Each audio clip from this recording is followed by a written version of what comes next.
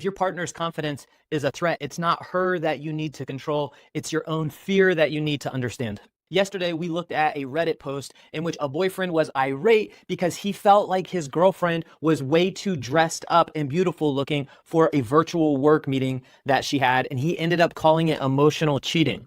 And while this story might seem outlandish, I honestly think it gets to something so fundamental for so many men in our relationships with women that we really need to talk about, which is this. Haven't we been trained as men in this society to view women as untrustworthy? What are all of the stereotypes that we are constantly getting flooded with about women in this society? They're gold diggers. They're only after your money. They're not loyal. Get flooded with all of these incredibly negative, damaging messages about women, right? And so often as men, we carry this tremendous baggage to relationships with women. We're not conscious of it, right? So we never say, hey, I've been socialized to be deeply distrustful towards you. So because we're never honest about that, it ends up showing up sideways in our relationship. That's exactly what happened in the story of the guy with the Zoom meeting. The truth is obviously that this guy had some huge fears about his relationship with his partner. He's terrified, but rather than taking responsibility for his own fear, he's going to assume the worst about her and try to control her. How many men are doing that every day in our society and destroying their relationships and feeling innocent about it? So what are 3 things that I can do as a man to help myself to unearth and unlearn these deeply toxic negative beliefs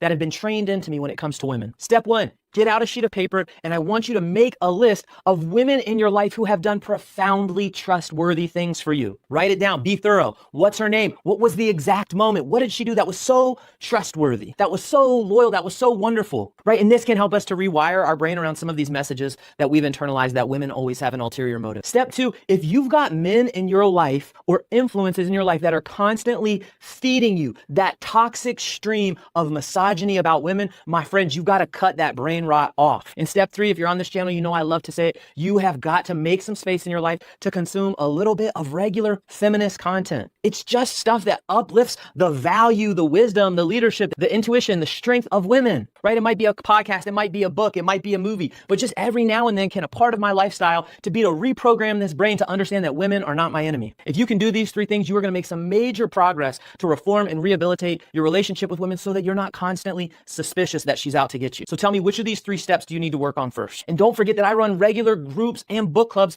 for men that want to come together and work on this stuff specifically in community. If you're interested in that, check out the links in my bio. And as always, hit follow for more.